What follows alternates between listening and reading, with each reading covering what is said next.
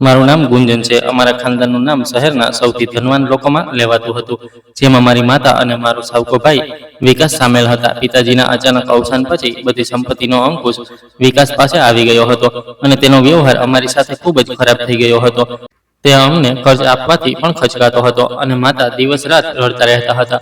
પિતાજીએ મને હંમેશા રાજકુમારીઓની જેમ રાખી હતી, પણ તેમના ગયા પછી વિકાસે આ ઘરને અમારા માટે એક જેલ બનાવી દીધું હતું। ગુંજન, આ કેવી ચા બનાવી છે તે? શું આ ઘરમાં ખાંડ ખતમ થઈ ગઈ છે કે તું જાણી જોઈને મને ઝેર આપવા માંગે છે? વિકાસે ચાનો કપ જોરથી કાચના ટેબલ પર પછાડ્યો। ગરમ ચાના ટીપા ટેબલ પર ફેલાઈ ગયા। તેની આંખોમાં ખૂબ ગુસ્સો હતો અને કપાળ પર કરચલીઓ પડી ગઈ। ભૈયા, મેં બિલકુલ એવી જ ચા બનાવી છે જે તમે રોજ પીવો છો, ખાંડ પણ પૂરી નાખી છે। મેં ડરતા ડરતા જવાબ આપ્યો અને મારા દુપટ્ટાને હાથમાં કસીને પકડી લીધો। મને ખબર હતી કે તેનો ગુસ્સો ક્યારે પણ બેકાબૂ થઈ શકે છે, જુબાન લડાવે છે મારી સાથે। તને લાગે છે કે હું ખોટું બોલી રહ્યો છું? વિકાસ પોતાની ખુરશી પરથી ઊભો થયો અને મારી તરફ એક પગલું ભર્યું। તું અને તારી માં આ ઘરમાં મારા ટુકડા પર પડી રહ્યા છો, એટલે પોતાની ઓકાતમાં રહેવાનું શીખી જાઓ। જો હું કહું છું કે ચામાં ખાંડ ઓછી છે તો એનો મતલબ છે કે ઓછી છે। જા અને ફરી બનાવીને લાવ, નહીંતર આજે આખો દિવસ ભૂખી રહીશ। માતા કિચનમાંથી આ બૂમબરાડા સાંભળીને જલ્દીથી ડ્રોઈંગ રૂમમાં આવી ગયા। તેમનો ચહેરો ઉતરી ગયેલો હતો અને આંખો નીચે ઘેરા કાળા કુંડાળા સ્પષ્ટ દેખાઈ રહ્યા હતા। તેમણે જલ્દીથી ટેબલ પર પડેલી ચાને કપડાથી સાફ કરવાનું શરૂ કર્યું। શું થયું વિકાસ બેટા, કેમ ગુસ્સો કરી રહ્યો છે? સવારમાં ગુંજન બાળક છે, તેનાથી ભૂલ થઈ ગઈ હશે। હું હમણાં જ તારા માટે નવી ચા બનાવી લાવું છું। માએ ખૂબ નરમાઈથી અને હાથ જોડીને કહ્યું, જેથી વાત વધારે ન વધે। મને બેટા ન કહે, મારો તારા બંને સાથે કોઈ લોહીનો સંબંધ નથી। વિકાસે માના હાથમાંથી કપડું ખેંચીને દૂર ફેંકી દીધું। મારો બાપ મરી ગયો અને હવે આ ઘરનો માલિક હું છું અને મારી મરજી ચાલશે।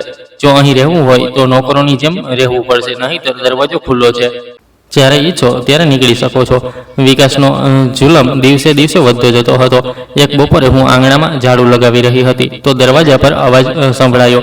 હું દોડીને ગઈ તો જોયું કે વિકાસ ગુસ્સામાં ઊભો હતો અને તેની સામે ઘરના જૂના અને વફાદાર નોકર દીના કાકા હાથ જોડીને ઊભા હતા અને રડી રહ્યા હતા। સાહેબજી, મને કામ પરથી ન કાઢો। હું છેલ્લા 20 વર્ષથી તમારા પિતાજી સાથે આ ઘરની સેવા કરી રહ્યો છું। મારા નાના નાના બાળકો છે, મારી દીકરી ખૂબ બીમાર છે, તેની સારવાર માટે પૈસાની જરૂર છે। દીના કાકાની સફેદ દાઢી આંસુઓથી ભીંજાઈ ગઈ હતી અને તે વિકાસના પગને સ્પર્શ કરવાનો પ્રયાસ કરી રહ્યા હતા। મને તારી બીમારી અને બાળકો સાથે કોઈ લેવા દેવા નથી। મેં હિસાબ લગાવ્યો છે, તું કામ ઓછું કરે છે અને પગાર વધારે લે છે। મને આ ઘરમાં મફતની રોટલી ખાનારા લોકો નથી જોઈતા। મેં નિર્ણય કરી લીધો છે, નીકળી જા અહીંથી। વિકાસે દીના કાકાને ખભા પર જોરથી ધક્કો માર્યો, જેનાથી તે વૃદ્ધ માણસ જમીન પર પડી ગયો। ભાઈ, આ શું કરી રહ્યા છો તમે? દીના કાકા તો અમારા ઘરના વડીલો જેવા છે, પિતાજી તેમની ખૂબ ઇજ્જત કરતા હતા। મેં ઝાડુ ત્યાં જ ફેંકી દીધું અને આગળ વધીને દીના કાકાને જમીન પરથી ઊભા કર્યા। તેમના હાથ ધ્રુજી રહ્યા હતા। તું વચ્ચે ન બોલ ગુંજન, નહીંતર આગલી વારી તારી હશે અને તું પણ આ જ રીતે રસ્તા પર ધક્કા ખાતી જોવા મળીશ। આ મારું ઘર છે અને અહીં મારા જ નિયમો ચાલશે। દીના કાકા, તમારો સામાન ઉઠાવો અને આજ પછી આ મહોલ્લામાં પણ નજર ન આવતા। વિકાસે મારી સામે ઘૂરીને જોયું અને પોતાની ગાડીની ચાવીઓ હવામાં ઉછાળતો પોર્ચ તરફ ચાલ્યો ગયો। આ પછી વિકાસે ઘરના બધા જૂના નોકર, ડ્રાઈવર અને માળી બધાને એક એક કરીને કોઈ યોગ્ય કારણ વિના કાઢી મૂક્યા અને ઘરનું બધું કામ મારી બીમાર માતા અને મારા હિસ્સામાં નાખી દીધું। હું મારા અભ્યાસ માટે ફીસ માંગવા તેના રૂમમાં ગઈ તો તે લેપટોપ પર તેની ફેક્ટરીનો હિસાબ કિતાબ જોઈ રહ્યો હતો। વિકાસ ભૈયા, મારી યુનિવર્સિટીની ફી જમા કરાવવાની આવતીકાલે છેલ્લી તારીખ છે। જો મેં કાલે પૈસા જમા નહીં કરાવ્યા તો મારું એડમિશન રદ થઈ જશે। મેં ડરતા ડરતા કહ્યું અને તેની કામ કરવાની ટેબલથી થોડા અંતરે ઊભી રહી। મારી પાસે તારા નકામા અભ્યાસ માટે કોઈ પૈસા નથી। વિકાસ સ્ક્રીન પરથી નજર હટાવ્યા વિના ખૂબ જ કડક અને ઠંડા લહેજામાં જવાબ આપ્યો। તેની આંગળીઓ ઝડપથી કીબોર્ડ પર ચાલી રહી હતી। પણ ભૈયા, આ મારું ડિગ્રીનું છેલ્લું વર્ષ છે। જો ફી જમા ન થઈ તો મારું સેમેસ્ટર ખરાબ થઈ જશે અને મારી બધી મહેનત બેકાર જશે। પિતાજીએ મારા અભ્યાસ માટે અલગથી પૈસા રાખ્યા હતા, મને બસ એ જ આપી દો। મારા અવાજમાં લાચારીની સાથે સાથે ગુસ્સો પણ આવવા લાગ્યો હતો। તને એકવાર કહેલી વાત સમજાતી નથી કે હું તને કોઈ બીજી રીતે સમજાવું? વિકાસે લેપટોપને જોરથી બંધ કર્યું અને પોતાની ખુરશી પરથી ઉઠીને મારી બિલકુલ સામે આવીને ઊભો થઈ ગયો। તેણે મારો જમણો હાથ કસીને પકડ્યો અને મને દરવાજા તરફ ધકેલવા લાગ્યો। મારા બાપે જે છોડ્યું છે તે બધું મારું છે, તારો તેના પર કોઈ હક નથી। નીકળી જા મારા રૂમમાંથી। અને આગળથી મારી પાસે એક પણ રૂપિયો માંગવાની હિંમત ન કરતી, નહીંતર આજ સમયે ઘરમાંથી બહાર કાઢી મૂકીશ. તેણે મને રૂમમાંથી ધક્કો મારીને દરવાજો જોરથી મારા મોં પર બંધ કરી દીધો. હું ત્યાં જમીન પર બેસીને રડવા લાગી. માં રોજ રડીને ભગવાન પાસે મદદ માંગતી. હે ભગવાન, મારા બાળકો પર દયા કરો. વિકાસના દિલમાંથી આ દુનિયાની સંપત્તિનો અંધ લાલચ કાઢી નાખો, તેનો કમન તોડી નાખો અને તેને સાચો રસ્તો બતાવો. માં રડતા રડતા પ્રાર્થના કરી રહી હતી અને તેમના આંસુથી ચહેરો ભીંજાઈ ચૂક્યો હતો. મેં ચૂપચાપ તેમની પાસે બેસીને તેમના નબળા ખભા પર પોતાનો હાથ મૂક્યો. માએ માથું ઊંચું કરીને મને જોઈ અને મને પોતાના ગળે લગાવી લીધી. ગુંજન બેટા, આ લાલચ ખૂબ ખરાબ વસ્તુ છે. તે માણસને અંધ કરી દે છે અને એક દિવસ તેને જરૂર બરબાદ કરી દે છે. મને તેના ખરાબ અંજામથી ડર લાગે છે, કારણ કે તે જે રસ્તા પર ચાલી નીકળ્યો છે ત્યાંથી પાછું ફરવું ખૂબ મુશ્કેલ હોય છે. માનો અવાજ દુઃખ અને દર્દથી ધ્રુજી રહ્યો હતો અને તે મને સમજાવી રહી હતી. આજ પરેશાની અને તકલીફ દરમિયાન અમારા ઘરની બિલકુલ સામેના એક ખૂબ મોટા ખાલી પ્લોટ પર એક નવું મકાન બનાવવાનું શરૂ થઈ ગયું. ત્યાં ઘણા મજૂરો સવારમાં અંધારામાં જ આવી જતા અને બિલ્ડિંગનું કામ ખૂબ ઝડપથી અને શોરબકોર સાથે ચાલતું રહેતું. આખો દિવસ ઈંટોને તોડવા અને સિમેન્ટ મિશ્રણની ધૂળ ઉડતી અને ભારે મશીનોનો અવાજ અમારા ઘરની દિવાલોને હલાવતો રહેતો. વિકાસને તે અવાજથી ખૂબ ચીડ હતી, કારણ કે તે મોડી રાત સુધી બહાર રહેતો અને દિવસમાં મોડે સુધી સૂતો હતો. એક રવિવારની બપોરે જ્યારે તે ગાઢ નિંદ્રામાં સૂઈ રહ્યો હતો તો બહાર સિમેન્ટ મિક્સ કરવાના મશીનના તેજ અને કઠોર અવાજથી તેની આંખ ખુલી ગઈ. આ શું આફત લાગી છે? માણસ પોતાના ઘરમાં શાંતિથી બે પળ સૂઈ પણ નથી શકતો. વિકાસ બબડ્યો અને ગાળો દેતો પથારીમાંથી ઉઠ્યો અને ગુસ્સાથી પોતાના રૂમની બાલ્કની તરફ ગયો. હું તે વખતે કપડાં સૂકવવા માટે છત પર હાજર હતી અને વિકાસને બાલ્કનીમાં ઊભા રહીને ગુસ્સાથી પગ પછાડતો જોઈ રહી હતી. ઓય જાહેલ અને ગમાર માણસ, આ મશીન હમણાં જ બંધ કર. તારું દિમાગ ખરાબ થઈ ગયું છે શું? વિકાસે બાલ્કનીની લોખંડની રેલિંગ પર જોરથી હાથ મારતા નીચે ઊભેલા માટીથી ખરડાયેલા મજૂરો પર પૂરી તાકાતથી ચીસો પાડવાનું શરૂ કરી દીધું. એક મજૂરે મશીનનું બટન બંધ કર્યું અને પોતાની ગરદન ઊંચી કરીને ઉપરની તરફ જોયું, પણ તે શાંત રહ્યો. તેને કોઈ જવાબ ન આપ્યો. આસપાસ ઊભેલા બાકીના મજૂરો પણ પોતાનું કામ છોડીને વિકાસ તરફ જોવા લાગ્યા. ફરી આ અવાજ આવ્યો, અને તારી મશીન ચાલી તો હું ફોન કરીને પોલીસ બોલાવીશ અને તમને બધાને હથકડી લગાવડાવીને જેલ મોકલી દઈશ. સમજાયું મારી વાત? વિકાસે હવામાં આંગળી હલાવીને તેમને ધમકી આપી અને પાછો ફરીને પોતાના રૂમમાં ચાલ્યો ગયો. માં કિચનમાંથી વિકાસનો મોટો અવાજ સાંભળીને સીડીઓ ચડીને ઉપર આવી ગઈ. તેમના ચહેરા પર પરેશાની હતી. વિકાસ બેટા, શું કરી રહ્યો છે? તે ગરીબ લોકો છે, પોતાનું અને પોતાના બાળકોનું પેટ ભરવા માટે સખત તડકામાં મહેનત મજૂરી કરી રહ્યા છે. તેમને આ રીતે ગાળો ન દે અને ખરાબ ન કહે. ભગવાન આવી વાતોથી ખૂબ નારાજ થાય છે. માએ તેના રૂમમાં જઈને તેને સમજાવવાનો પ્રયાસ કર્યો અને પ્રેમથી તેના ખભા પર હાથ મૂક્યો. તમે પોતાનું આ જૂનું જ્ઞાન અને લેક્ચર પોતાની પાસે જ રાખો. મને તેમની ગરીબી અને લાચારી પ્રત્યે જરા પણ સહાનુભૂતિ નથી. મારી શાંતિ અને મારી ઊંઘ બરબાદ કરી નાખી છે તે જાહેર લોકોએ. વિકાસે માનો હાથ ખંખેરી નાખ્યો અને બેડ પર સૂઈને ઓશીકું પોતાના કાન પર મૂકી દીધું, જેથી તેને કંઈ સંભળાય નહીં. તે મજૂરોમાંથી એક મજૂર કંઈક વિચિત્ર હતો. મેં છત પર ઊભા રહીને ઘણીવાર તેનું ધ્યાનથી નિરીક્ષણ કર્યું હતું. તેના કપડાં બિલકુલ ફાટેલા અને સિમેન્ટની માટીથી ખરડાયેલા રહેતા હતા, પણ તેની આંખોમાં એક અજીબ ચમક અને ઊંડાઈ હતી. તે સામાન્ય મજૂરોની જેમ થાકેલો અને સુસ્ત નહોતો લાગતો, બલકે તેની દરેક હરકતમાં એક સ્ફૂર્તિ અને ચપળતા હતી. તે રોજ બપોરે બરાબર એ જ સમયે અમારા ઘરનો મોટો લોખંડનો દરવાજો વગાડતો અને પીવા માટે ઠંડુ પાણી માંગતો હતો. મેં નોંધ્યું હતું કે તે પાણી પીતી વખતે પોતાની નજર નીચી નહોતો રાખતો, બલકે આજુબાજુ ઘરની દિવાલોનું અને બારીઓનું ખૂબ ધ્યાનથી નિરીક્ષણ કરતો હતો, જેમ કે તે માત્ર પાણી પીવા નથી આવ્યો, પણ કોઈ ખાસ વસ્તુ કે પુરાવાની શોધમાં હોય. તેની તેજ નજર આવનારા વિકાસના રૂમની બંધ બારી પર ટકેલી રહેતી હતી. એક દિવસ વિકાસ ફેક્ટરી ન ગયો અને ઘરે જ હતો. તે ડ્રોઈંગ રૂમમાં સોફા પર બેઠો પોતાની કેટલીક ફાઇલો અને હિસાબ કિતાબ જોઈ રહ્યો હતો. બપોરનો સમય હતો અને અચાનક મેઇન ગેટની ઘંટડી વાગી. હું કિચનમાં બપોરના વાસણો ધોઈ રહી હતી અને માં કપડાં ઇસ્ત્રી કરી રહ્યા હતા, એટલે વિકાસ પોતે જ બબડતો ગુસ્સામાં પગ પછાડતો દરવાજા પર ગયો. મેં કિચનની નાની બારીમાંથી બહારની તરફ જોયું તો ગેટ પર એ જ જૂનો મજૂર ઊભો હતો. શું મુસીબત છે? રોજ મોં ઊંચું કરીને ભિખારીઓની જેમ આવી જાઓ છો તમે લોકો? તમને બીજું કંઈ ઘર નથી મળતું શું? વિકાસે દરવાજો ખોલતા જ તેને ખરાબ રીતે ધમકાવી દીધો અને તેની તરફ તિરસ્કાર ભરી અને ગુસ્સાવાળી નજરોથી જોયું. સાહેબજી, બહાર બહુ સખત ગરમી છે અને ગળું સુકાઈ રહ્યું છે. મહેરબાની કરીને થોડું ઠંડુ પાણી પીવડાવી દો. ભગવાન તમારા ઘરમાં સુખ શાંતિ જાળવી રાખે. મજૂરે પોતાની ગરદન ઝુકાવીને અને હાથ જોડીને ખૂબ નમ્રતાથી કહ્યું, પણ મેં દૂરથી પણ જોઈ લીધું હતું કે તેની આંખો સતત વિકાસના ચહેરા અને તેની પાછળ ઘરના અંદરના ભાગનું નિરીક્ષણ કરી રહી હતી. અહીં કોઈ મફતનું લંગર નથી ખોલ્યું કે રોજ આવી જાઓ છો, ત્યાં જ તડકામાં ઊભા રહો, હું અંદરથી લાવું છું, વિકાસ બબડતો અને તેને કોસતો અંદર કિચનમાં આવ્યો અને ફ્રીજનો દરવાજો જોરથી ખોલીને પાણીની ઠંડી બોટલ કાઢી અને ઝડપથી બહાર લઈ ગયો. વિકાસે પાણીની તે બોટલ મજૂર તરફ કડકાઈથી વધારી દીધી. આ લો અને જલ્દી પીવો અને સાંભળી લો, કાલથી અહીં આ દરવાજા પર નજર ન આવતા, પોતાનું પાણી પોતાના ઘરેથી પોતે સાથે લાવતા જાઓ, અમે તમારો ઠેકો નથી લીધો. મજૂરે શાંતિથી બોટલ પકડી અને એક જ શ્વાસમાં અડધું પાણી પીધા પછી બોટલનું ઢાંકણું બંધ કરીને પાછું વિકાસને પકડાવી દીધું. પછી તેણે પોતાની માટીથી ભરેલી પેન્ટની પોકેટમાં હાથ નાખ્યો અને એક બિલકુલ નવી અને કડકડતી 500ની નોટ કાઢીને વિકાસના હાથ પર મૂકી દીધી. આ શું છે? આ પૈસા કઈ વસ્તુના છે? વિકાસ તે નવી નોટ જોઈને બિલકુલ હેરાન રહી ગયો અને તેણે મજૂરના ચહેરાને ખૂબ આશ્ચર્યથી જોયો. તેનો ગુસ્સો જાણે ગાયબ થઈ ગયો હતો. આ ઠંડા પાણીનો ધન્યવાદ છે સાહેબજી, ભગવાન તમને અને તમારા ઘરવાળાઓને હંમેશા ખુશ રાખે, મજૂરે પોતાની નજર ઝુકાવીને કહ્યું અને વિકાસને કંઈ પણ બોલ્યા પહેલાં જ ઝડપથી ફરીને રસ્તો પાર કર્યો અને સામેના પ્લોટ તરફ ચાલ્યો ગયો જ્યાં મકાન બનાવવાનું કામ થઈ રહ્યું હતું. વિકાસ ત્યાં દરવાજાની ચોખટ પર ઊભો તે 500ની નોટ જોતો રહ્યો.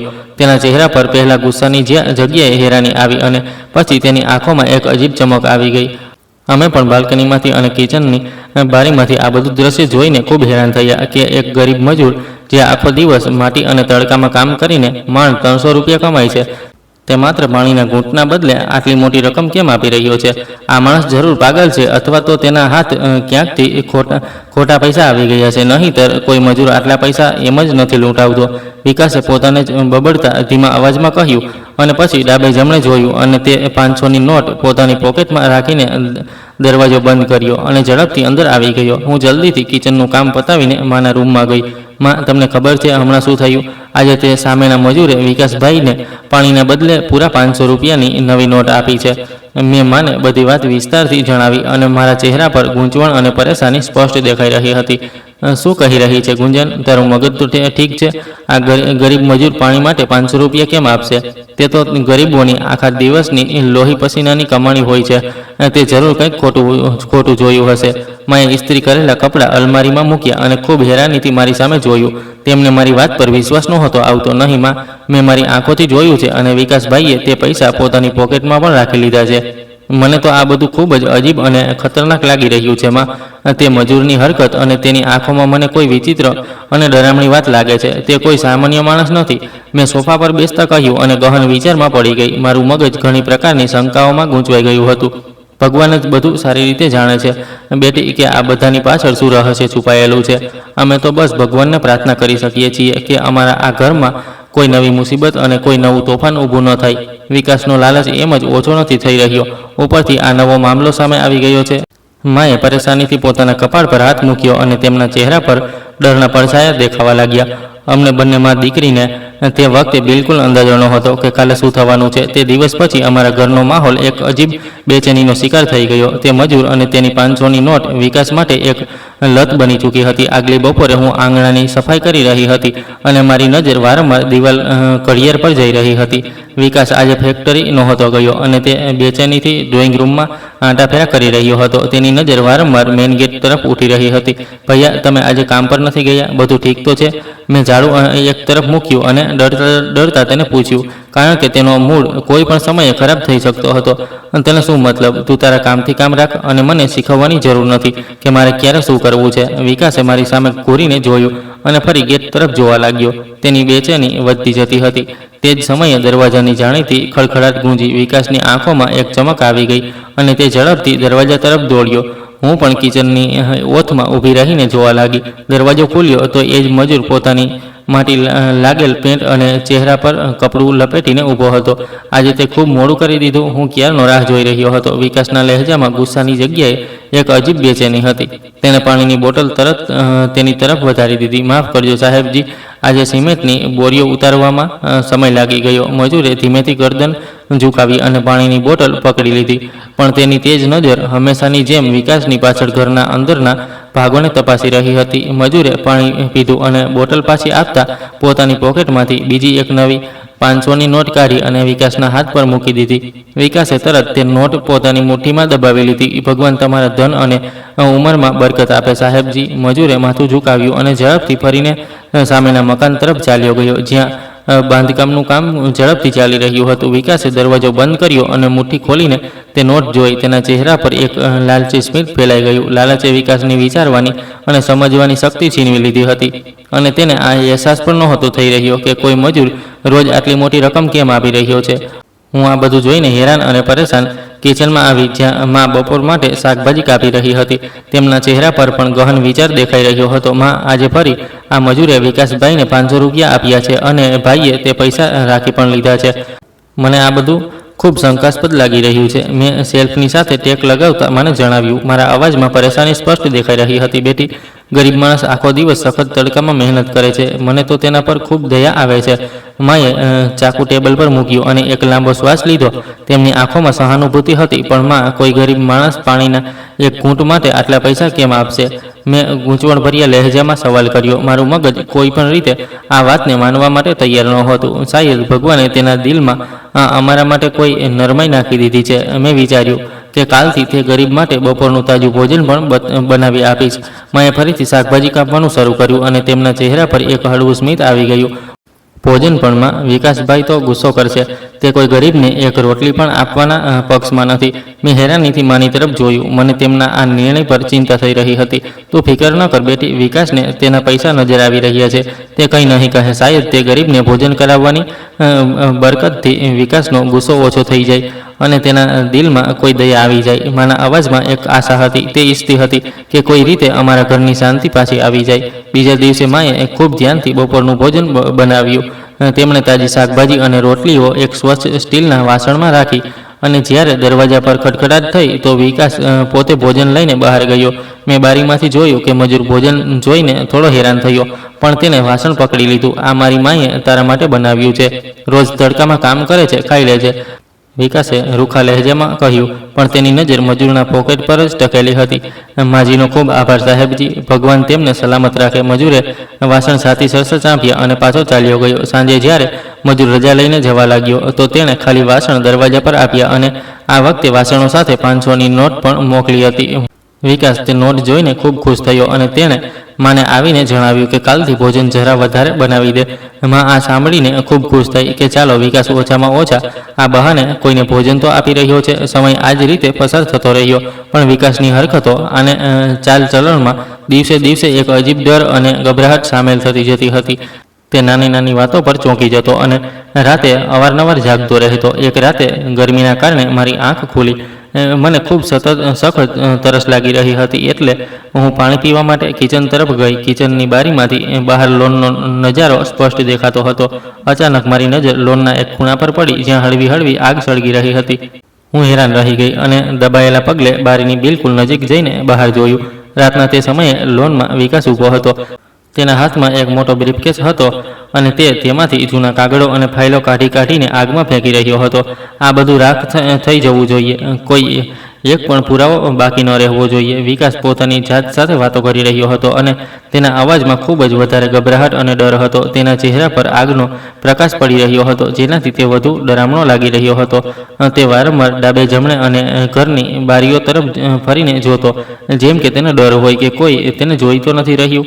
આગ જ્યારે બુઝાવા લાગી તો તેણે પોતાના જૂતાથી રાખને ખરાબ રીતે મસળીને માટીમાં ભેળવી દીધી, જેથી કોઈ એક પણ અક્ષર વાંચી ન શકે. મારું દિલ જોર જોરથી ધડકવા લાગ્યું. હું આ દ્રશ્ય જોઈને ડરી ગઈ હતી અને ચૂપચાપ પાછી પોતાના રૂમમાં આવીને પથારી પર સૂઈ ગઈ. પણ મને આખી રાત ઊંઘ ન આવી. આગલી સવારની શરૂઆત પણ એક નવા તોફાન સાથે થઈ.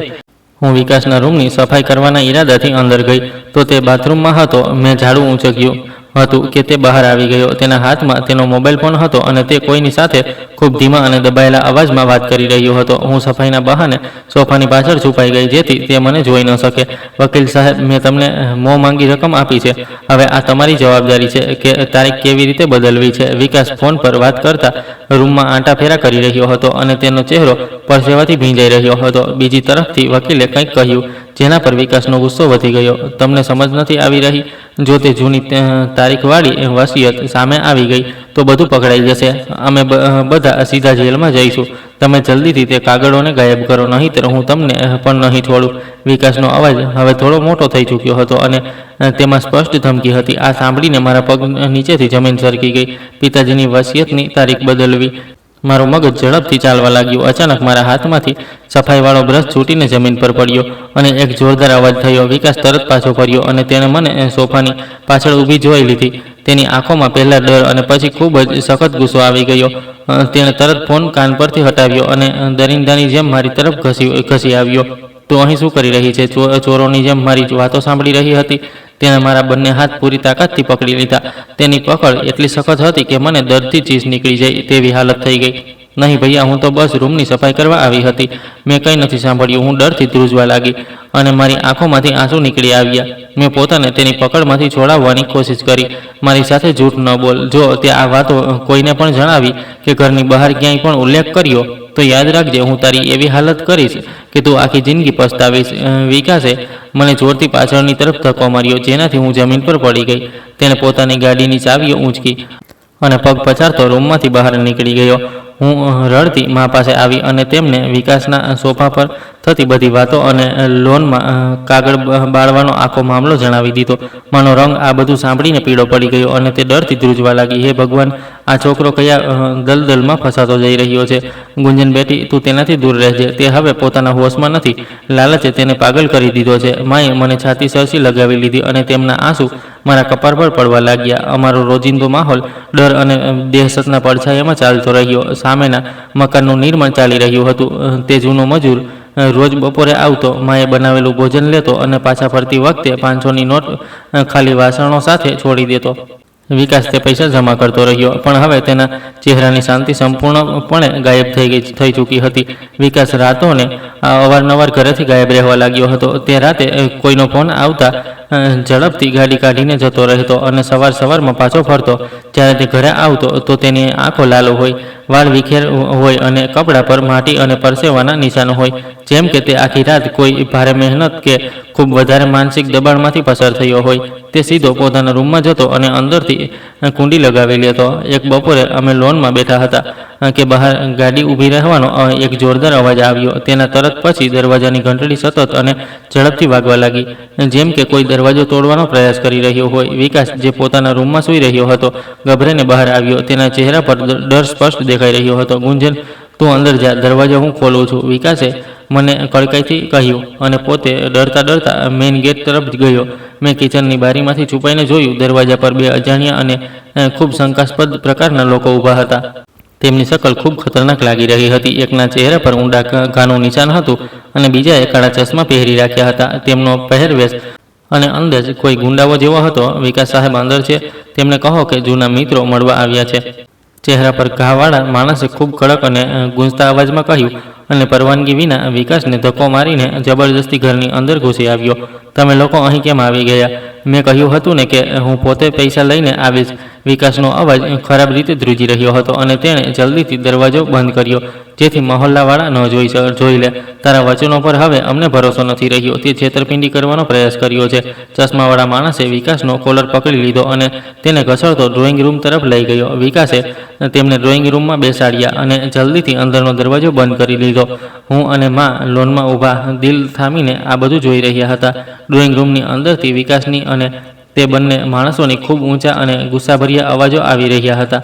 તે અંદરો અંદર કોઈ મોટી રકમ અને કોઈ ફાઇલનો ઉલ્લેખ કરી રહ્યા હતા અને એકબીજાને ગાળો આપી રહ્યા હતા. જો કાલ સુધી તે ફાઇલ અમારા હવાલે ન કરી તો અમે તારા આ મહેલને આગ લગાવી દઈશું અને તને જીવતો દાટી દઈશું. એક માણસનો ગર્જના કરતો અવાજ આખા ઘરમાં ગૂંજી ગયો. થોડી વાર પછી ડ્રોઈંગ રૂમનો દરવાજો જોરથી ખુલ્યો અને તે બંને ગુંડા વિકાસને ધક્કા મારતા બહાર આવ્યા. તેમના ચહેરા પર ખતરનાક સ્મિત હતું અને તે ધમકીઓ આપતા મેઇન ગેટથી બહાર નીકળી ગયા. વિકાસ ત્યાં જ જમીન પર બેઠો હાંફી રહ્યો હતો. તેનું આખું શરીર પરસેવામાં ભીંજાઈ ચૂક્યું હતું. આ કોણ લોકો હતા વિકાસ બેટા? શકલથી જ ગુંડા અને કાતિલ લાગી રહ્યા હતા.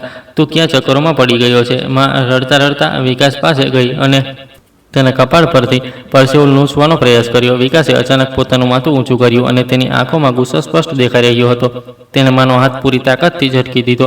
મેં કેટલી વાર કહ્યું છે કે મારા મામલાઓમાં દખલ દેવાની જરૂર નથી.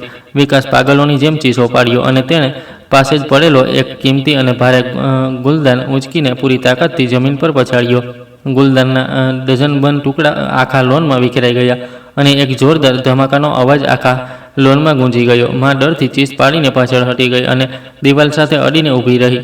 વિકાસ એક ખતરનાક દરિંદાની જેમ હાંફી રહ્યો હતો અને તેની નજરો અમને બંનેને ઘૂરી રહી હતી.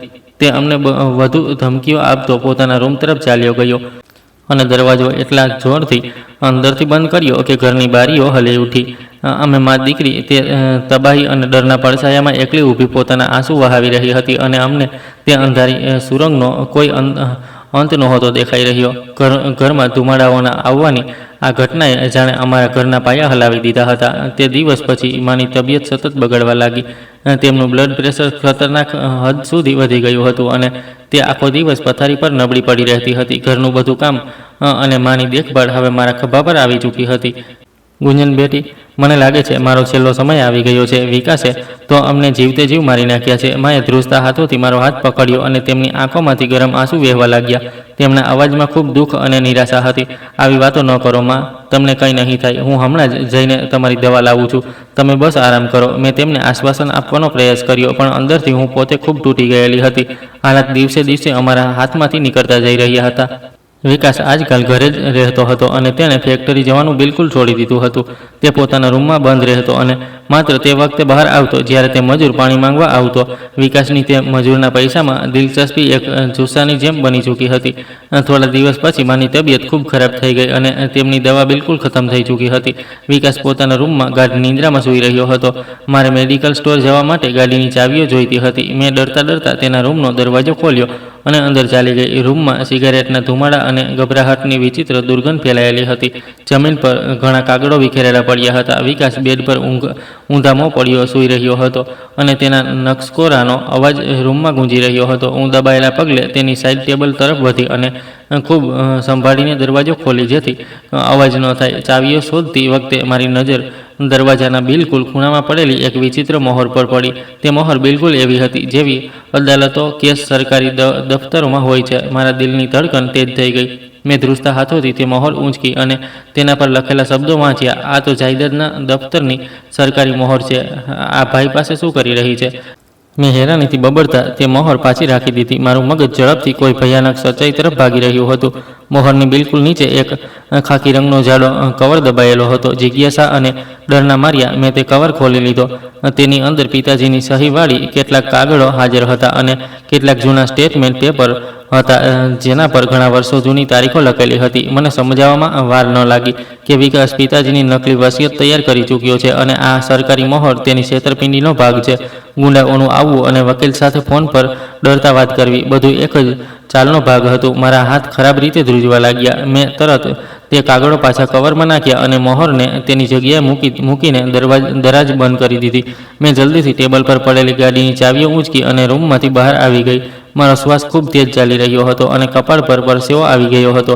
મેં આ વાત માને જણાવવાનો ઈરાદો છોડી દીધો કારણ કે તે પહેલાંથી જ ખૂબ બીમાર હતી અને આ આઘાત તેમનો જીવ લઈ શકતો હતો. દવા લાવીને મેં માને ખવડાવી અને પોતાને શાંત કરવા માટે છત પર ચાલી ગઈ.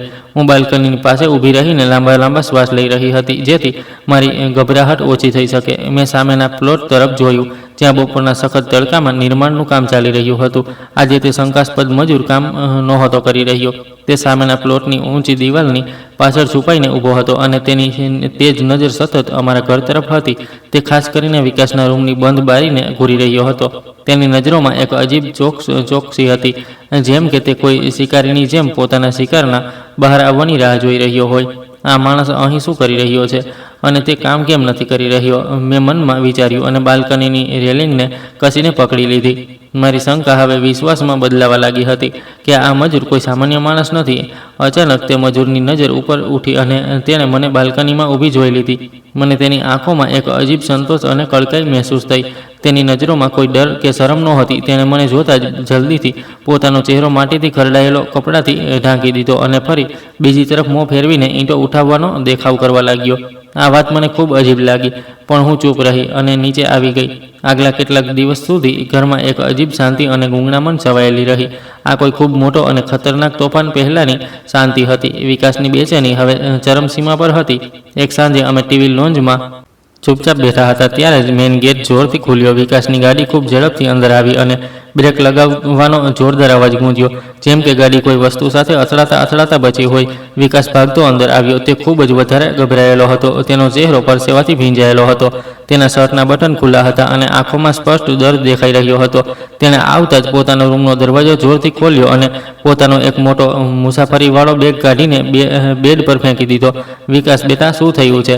તું આટલો ગભરાયેલો કેમ છે? કોઈની સાથે લડાઈ થઈ છે શું? માએ જલ્દીથી પોતાની જગ્યાએથી ઉઠીને ખૂબ જ વધારે પરેશાનીમાં પૂછ્યું અને તેના પાછળ રૂમમાં ગઈ. હું પણ તેમની પાછળ દોડી, કારણ કે મને હાલાત ખૂબ ખરાબ લાગી રહ્યા હતા. વિકાસે અલમારી ખોલી અને તેમાંથી રોકડ, ઘરેણાં અને કેટલાક જરૂરી ફાઇલો કાઢીને બેરહેમીથી બેગમાં ઢૂસવા લાગ્યો. તેના હાથ ઝડપથી ચાલી રહ્યા હતા, જેમ કે તેની પાસે સમય ખૂબ ઓછો હોય અને તે જીવ બચાવીને ભાગવા માંગતો હોય. તમે બંને ઊભી મારું મોં શું જોઈ રહી છો? જાઓ અને જલ્દીથી પોતાનો જરૂરી સામાન બાંધી લો. અમારી પાસે બિલકુલ સમય નથી. વિકાસે બેગ બંધ કરતા અમારી તરફ ફરીને પૂરી તાકાતથી ચીસ પાડીને કહ્યું. તેની આંખોમાં ગુસ્સો સ્પષ્ટ દેખાઈ રહ્યો હતો. પણ અમે ક્યાં જઈ રહ્યા છીએ અને આ બધું શું થઈ રહ્યું છે? તું અમને કંઈ જણાવીશ તો ખરો? મેં આગળ વધીને ગભરાહટમાં તેનો હાથ મજબૂતીથી પકડી લીધો. વિકાસે ખૂબ કડકાઈ અને બેરહેમીથી માનો હાથ ઝટક્યો. તે જોરદાર ધક્કાથી માનું સંતુલન બગડ્યું અને તે જમીન પર પડી ગઈ. તમારા બંનેના કારણે હું એક ખૂબ મોટી મુસીબતમાં ફસાવાનો છું. મેં જે જોખમ ઉઠાવ્યું હતું તે ઉલટું પડી ગયું છે. મારે અહીંથી કોઈ પણ સંજોગોમાં જવું પડશે. વિકાસે ગુસ્સાથી દાંત પીસતા કહ્યું અને પોતાનો બેગ ખભા પર નાખી લીધો. ભાઈ, તમે માને કેમ ધક્કો માર્યો? તમે પાગલ થઈ ગયા છો શું? દોલતે તમને અંધ કરી દીધા છે. હું જલ્દીથી આગળ વધી અને રડતી માને જમીન પરથી ઊભી કરી. તે દર્દથી કણસી રહી હતી અને તેમની આંખોમાં પોતાના દીકરા માટે ડર હતો. મેં આ ઘર વેચી દીધું છે અને મને પૂરી રકમ મળી ચૂકી છે. મેં બધા સોદા નક્કી કરી લીધા છે. કાલે સવારે નવા માલિક અહીં આવી જશે. એટલે તમે બંને પોતાનો સામાન બાંધી લો, નહીંતર તે તમને ધક્કા મારીને બહાર રસ્તા પર કાઢી મૂકશે. વિકાસે ખૂબ બેરહેમી અને બેશરમીથી આ સમાચાર સંભળાવ્યા અને દરવાજા તરફ આગળ વધ્યો. શું કહી રહ્યો છે તું? આ ઘર તારા પિતાજીની છેલ્લી નિશાની છે. તું તેને કેવી રીતે વેચી શકે? તારું દિલ ન ધ્રુજ્યું? આ સોદો કરતા માં રડીને બેહાલ થઈ ગઈ અને તેમણે પોતાનું માથું કૂટી લીધું. તેમની સિસકારીઓ આખા ઘરમાં ગૂંજી રહી હતી. આ સાંભળીને મારા પર અને મા પર જાણે આફત તૂટી પડી. જે ઘરમાં અમે જન્મ્યા, જ્યાં અમારું આખું બાળપણ વીત્યું, તેની દિવાલો સાથે અમારી યાદો જોડાયેલી હતી.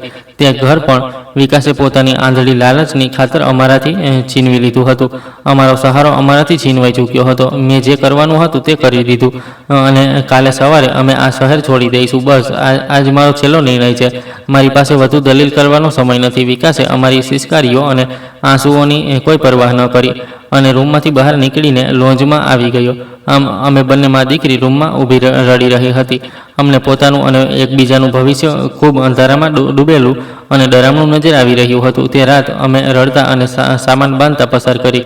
વિકાસ આખી રાત જાગતો રહ્યો. તે વારંવાર લોન્જમાં આંટા ફેરા કરતો, ક્યારેક પાણી પીતો અને વારંવાર બારીનો પડદો હટાવીને બહાર રસ્તા પર જોતો રહ્યો, જેમ કે તેને કોઈની આતુરતાથી રાહ હોય કે તે કોઈ પોલીસના છાપાથી ડરી રહ્યો હોય. તેના કપાળનો પરસેવો અને ચહેરાનો ડર સ્પષ્ટ જણાવી રહ્યો હતો કે તેણે લાલચની જે આગ લગાવી છે, હવે તે પોતે જ તેમાં ખરાબ રીતે બળવાનો છે. આ રાત અમારા માટે ક્યારેય ન ખતમ થનારી સજાથી ઓછી નહોતી અને આવતીકાલે સવારે જે થવાનું હતું તેનો અમને કોઈ અંદાજો નહોતો. તે ઘરમાં અમારી છેલ્લી સવાર હતી. રાતભર જાગવા અને રડવાના કારણે મારી આંખો સૂજી ગઈ હતી અને આખું શરીર દુખી રહ્યું હતું. ઘરના ખૂણામાં સામાન વિખેરાયેલો પડ્યો હતો અને દરેક વસ્તુ પર ઉદાસી છવાયેલી હતી. માં કિચનમાં ઊભી હતી અને તેમના હાથ ધ્રુજી રહ્યા હતા. તે રડતા છેલ્લી વાર તે મજૂર માટે ભોજન બનાવી રહી હતી. ચૂલા પર શાકભાજી પાકવાની સુગંધ પણ આજે મને ઝેર જેવી લાગી રહી હતી. માં, તમે આ શું કરી રહ્યા છો? અમે પોતે દર ભટકવાના છીએ. અમારા માથા પર છત નહીં રહે અને તમને આ મજૂરના ભોજનની ચિંતા પડી છે. મેં ગુસ્સા અને દર્દના મિશ્રિત અહેસાસ સાથે કહ્યું અને કિચનના દરવાજા સાથે ટેક લગાવીને ઊભી રહી ગઈ. બેટી, અમે તો બેઘર થઈ રહ્યા છીએ, પણ જ્યાં સુધી અહીં છીએ કોઈ ગરીબનું ભોજન બંધ નહીં કરીએ. આ અમારા વશમાં નથી કે અમે કોઈનો હક છીનવી લઈએ. માએ પોતાના આંસુ પલ્લુથી સાફ કર્યા અને રોટલી વણવા લાગી. તેમનો અવાજ દુઃખથી ભારે થઈ ચૂક્યો હતો. પણ માં, તે માણસ અમને ઘરની બહાર કઢાવી રહ્યો છે અને અમે અહીં પુણ્ય કમાવી રહ્યા છીએ. આ કેવો ન્યાય છે? મને તો તે મજૂર પર પણ ગુસ્સો આવી રહ્યો છે, જે રોજ અમારું ભોજન ખાય છે. મેં ટેબલ પર હાથ માર્યો અને પોતાનો ગુસ્સો બહાર કાઢ્યો. મારું ગળું ભરાઈ આવ્યું હતું. ગુંજન, ગુસ્સો ન કર. ભગવાનની મરજીને માનવાનું શીખ. અમે ખાલી હાથે જઈ રહ્યા છીએ, પણ પોતાની ઇજ્જત અને પોતાની ભલાઈ સાથે લઈને જઈ રહ્યા છીએ. શાયદ આજ ભલાઈ કાલે અમારા કામ આવી જાય. માએ ખૂબ નરમાઈથી જવાબ આપ્યો અને શાકભાજીને એક સ્વચ્છ વાસણમાં નાખીને ઢાંકણું બંધ કરી દીધું. બપોરનો સમય થઈ ચૂક્યો હતો અને વિકાસ પોતાના રૂમમાંથી બહાર આવ્યો. તેણે મુસાફરીવાળા કપડાં પહેરી રાખ્યા હતા અને તેનો મોટો બેગ લોન્જમાં રાખ્યો હતો. તેની આંખોમાં ઊંઘની કમી અને એક અજીબ ગભરાટ હતી. તમે લોકોએ પોતાનો સામાન બાંધી લીધો કે હજી સુધી રડવાનું જ ચાલી રહ્યું છે? નવા માલિક કોઈ પણ સમયે આવી શકે છે, વિકાસે કડક અને બેરહેમ લહેજામાં પૂછ્યું અને પોતાની ઘડિયાળ તરફ જોયું. અમે તૈયાર છીએ, તું બસ આ ભોજન મજૂરને આપી આવ. અને આ તે ઘરથી તેનું છેલ્લું ભોજન છે. માએ વાસણ વિકાસ તરફ વધાર્યું અને પોતાનો ચહેરો બીજી તરફ કરી લીધો, જેથી વિકાસ તેમના આંસુ ન જોઈ શકે. આ બધાનો હવે શું ફાયદો? હું તેને નહીં આપવાનો. વિકાસે વાસણ લેવાની ના પાડી અને ચીડાઈને મોં ફેરવી લીધું. આ ભગવાનના નામનું ભોજન છે, તેને આપી આવ, નહીંતર હું પોતે ચાલી જઈશ. માના અવાજમાં પહેલીવાર શક્તિ અને હુકમ હતો, જેને સાંભળીને વિકાસ પણ એક પળ માટે રોકાઈ ગયો. વિકાસે ગુસ્સામાં વાસણ પકડ્યું અને બબડતો મેઇન ગેટ તરફ ગયો. બપોરે વિકાસ પોતે જઈને તે ભોજન મજૂરને આપી આવ્યો. હું બારીમાંથી જોઈ રહી હતી. મજૂર ત્યાં જ ઊભો હતો. આ લો તમારું છેલ્લું ભોજન. કાલથી આ દરવાજા પર ન આવતા. અમે આ ઘર વેચીને જઈ રહ્યા છીએ. વિકાસે ખૂબ તિરસ્કારથી વાસણ તેના હાથમાં પકડાવ્યું. મજૂરે આજે પૈસા ન આપ્યા, બલકે વિકાસને એક ઊંડી નજરથી જોયો અને ભોજન લઈને ચાલ્યો ગયો. તેની તે નજરમાં અજીબ શાંતિ અને એક ખામોશ ઈશારો હતો, જેને વિકાસ પોતાના લાલચ અને ઘમંડમાં સમજી ન શક્યો. વિકાસે મોં બનાવ્યું અને અંદર આવી ગયો. અમે બંને મા દીકરી પોતાના બેગની પાસે લોન્જમાં બેઠી હતી. ઘરમાં સ્મશાન જેવી શાંતિ હતી. ઘડિયાળના કાંટા ટીક ટીક કરી રહ્યા હતા અને દરેક પસાર થતી પળ અમને તે ઘરથી દૂર કરી રહી હતી. થોડીવાર પછી દરવાજા પર ફરીથી ખખડાટ થઈ. આ ખખડાટ પહેલાં કરતાં થોડી અલગ અને તેજ હતી. મારી ધડકન તેજ થઈ ગઈ કે શાયદ ઘર ખરીદનાર નવા માલિક આવી ગયા છે. મેં ડરતા ડરતા જઈને દરવાજો ખોલ્યો તો એ જ મજૂર ઊભો હતો. તેના હાથમાં ખાલી વાસણ હતા. તેને વાસણ મારા હાથમાં આપ્યા અને કંઈ પણ કહ્યા વિના ઝડપથી ફરીને ગયો. આજે તેણે ચહેરા પર કપડું નહોતું બાંધ્યું અને તેની ચાલમાં એક અજીબ રોબ અને આત્મવિશ્વાસ હતો. હું વાસણ લઈને કિચનમાં આવી જેથી તેમને ધોઈને મૂકી દઉં. મારું દિલ ખૂબ ઉદાસ હતું અને આંખોમાંથી સતત આંસુ વહી રહ્યા હતા. મને લાગી રહ્યું હતું કે તે કિચનના સિંકમાં પાણી નહીં, પણ મારી યાદો વહી રહી છે. જ્યારે મેં વાસણ ધોવા માટે તેમનું ઢાંકણું ઊંચક્યું તો તેની અંદર એક ચબરકી પડેલી હતી. તે ચબરકી બિલકુલ સફેદ હતી અને તેના પર વાદળી રંગની શાહીથી કંઈક લખ્યું હતું. મારું દિલ જોરથી ધડકવા લાગ્યું. મને સમજાયું નહીં કે કોઈ મજૂરે વાસણમાં ચબરકી કેમ રાખી. મેં ધ્રુજતા હાથોથી તે ચબરકી ખોલી. તેના પર જે લખ્યું હતું તે વાંચતા જ મારી હાલત ખરાબ થઈ ગઈ. મારા મગજમાં જાણે કોઈ જોરદાર ધડાકો થયો અને મારી આંખોની સામે અંધારું છવાવા લાગ્યું. ચબરકી પર લખ્યું હતું કે તારો ભાઈ પિતાજીની નકલી વસિયત બનાવીને જાયદાદ પર કબજો જમાવી બેઠો હતો અને હું કોઈ મજૂર નહીં, બલકે ઇન્વેસ્ટિગેટિંગ ઓફિસર છું, જેણે તેની છેતરપિંડીના બધા પુરાવા એકઠા કરી લીધા છે. આ વાંચીને મારા પગ નીચેથી જમીન ખસી ગઈ. મને તે બધી વાતો યાદ આવવા લાગી. ભાઈનું રાતે કાગળ બાળવું, વકીલ સાથે ફોન પર ડરતા વાત કરવી, તે સરકારી મોહર અને તે અજાણ્યા ગુંડાઓનું આવવું. આખો ખેલ કાચની જેમ સાફ થઈને મારી સામે આવી ચૂક્યો હતો. તે મજૂર ખરેખર સરકારનો એક અંડરકવર ઓફિસર હતો, જે વિકાસ વિરુદ્ધ પુરાવા એકઠા કરવા માટે વેશ બદલીને આવ્યો હતો અને તે પાણીના બહાને રોજ અમારા ઘર પર નજર રાખી શકતો હતો. હું ચબરકી હાથમાં પકડીને પાગલોની જેમ દોડતી વિકાસના રૂમમાં ગઈ, પણ અંદરનો નજારો જોઈને મારી હાલત શૂન્ય થઈ ગઈ. રૂમનો દરવાજો અડધો ખુલ્લો હતો અને અંદર બે હટ્ટાકટ્ટા પોલીસવાળા ઊભા હતા. મેં અચાનક જોયું કે વિકાસને હાથકડીઓ લાગેલી હતી અને તે જ ઇન્વેસ્ટિગેટિંગ ઓફિસર જે મજૂર બન્યો હતો પોતાના પોલીસવાળાઓ સાથે ઊભો હતો. તે ઓફિસરે હવે પોતાના માટીથી ભરેલા કપડાં ઉતારી લીધા હતા અને તેની નીચેથી તેની ખાખી પોલીસની વર્દી દેખાઈ રહી હતી. તેની આંખોમાં તેજ જૂની ચમક હવે એક કડક ઓફિસરના રોબમાં બદલાઈ ચૂકી હતી. તને શું લાગ્યું હતું વિકાસ કે તું આટલી આસાનીથી બચી જઈશ? નકલી વસિયત અને છેતરપિંડીનો ખેલ હવે ખતમ થઈ ચૂક્યો છે. તે ઓફિસરનો કડક અને ભારે અવાજ રૂમમાં ગૂંજી ગયો. આ એ જ ડરામણો અવાજ હતો જે મને અવારનવાર રાતે સપનામાં ડરાવતો હતો. મને છોડી દો, મેં કંઈ નથી કર્યું. આ બધું જૂઠું છે. હું ખૂબ મોટો માણસ છું. તમને નોકરી પરથી કઢાવી દઈશ. વિકાસ રડતા અને ગીડગીડાવતા ચીસો પાડી રહ્યો હતો, પણ તેના અવાજમાં તે જૂનો ઘમંડ બિલકુલ નહોતો. પોલીસવાળા વિકાસને કોલરથી પકડીને ઘસડતા બહાર લઈ જઈ રહ્યા હતા. વિકાસે વિરોધ કરવાની કોશિશ કરી, પણ એક પોલીસવાળાએ તેને જોરથી ધક્કો માર્યો, જેનાથી તે જમીન પર પડી ગયો. વિકાસનો બધો ઘમંડ તૂટી ચૂક્યો હતો અને તે ડર અને બેઇજ્જતીથી ખરાબ રીતે ધ્રુજી રહ્યો હતો. માં આ શોર સાંભળીને દોડતી અંદર આવી અને પોતાના દીકરાને હાથકડીઓમાં જોઈને તેમના મોંમાંથી એક જોરદાર ચીસ નીકળી ગઈ. તે વિકાસ તરફ આગળ વધવા લાગી. પણ ઓફિસરે તેમને ઇજ્જતથી રોકી દીધા. માજી, તમે પરેશાન ન થાઓ. આ માણસે તમારા પતિની નકલી વસિયત બનાવીને તમારા બંનેનો હક છીનવ્યો હતો અને આ ઘર ગુંડાઓને વેચવાનો હતો.